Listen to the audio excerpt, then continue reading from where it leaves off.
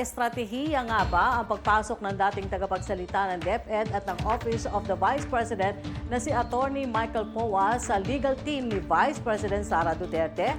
Halata umano kasing umiiwas si Poa na maging testigo sa impeachment trial laban kay VP Sara Duterte ayon kay House Assistant Minority o Majority Leader at Tingog Party List Representative Jude Asidre.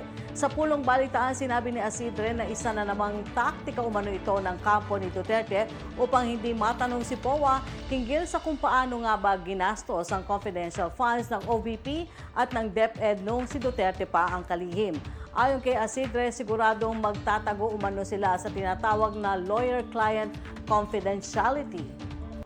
Asahan ko na na gagawing kasama ng legal team si Attorney Mike Poa kasi sa totoo lang ho, pwede po silang magtago sa bill sa principle ng lawyer-client confidentiality. Makikita po natin ang isa na namang attempt to deflect.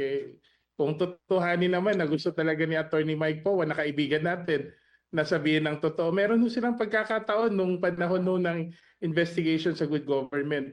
Pero sa natingin ko dito sa hakbang na ito na ginawa ng kampo ni Vice President Duterte, sa tingin ko pagpigil to para kay Mike Poa na tumistigo sa impeachment court at magsabi ng totoo.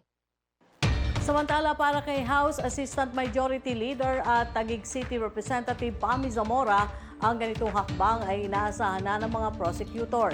Dagdag niya na napaganda pa kung tutuusin ang pagsali ni Poa sa legal team ni Duterte dahil mabubunyag na umano'y may alam siya sa confidential funds na bagay na pinabulaanan niya noon sa isang pagdinig sa Kamara.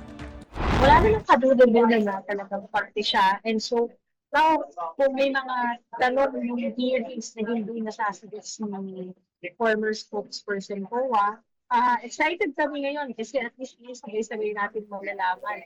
Dati, may mga hindi siya nasagot patungkol sa confidential funds, hindi daw siya parte ng ganung usapan. So ngayon, I'm very excited na parte siya ng impeachment team ni VP Sara, and then we get to hear the correct answers from them.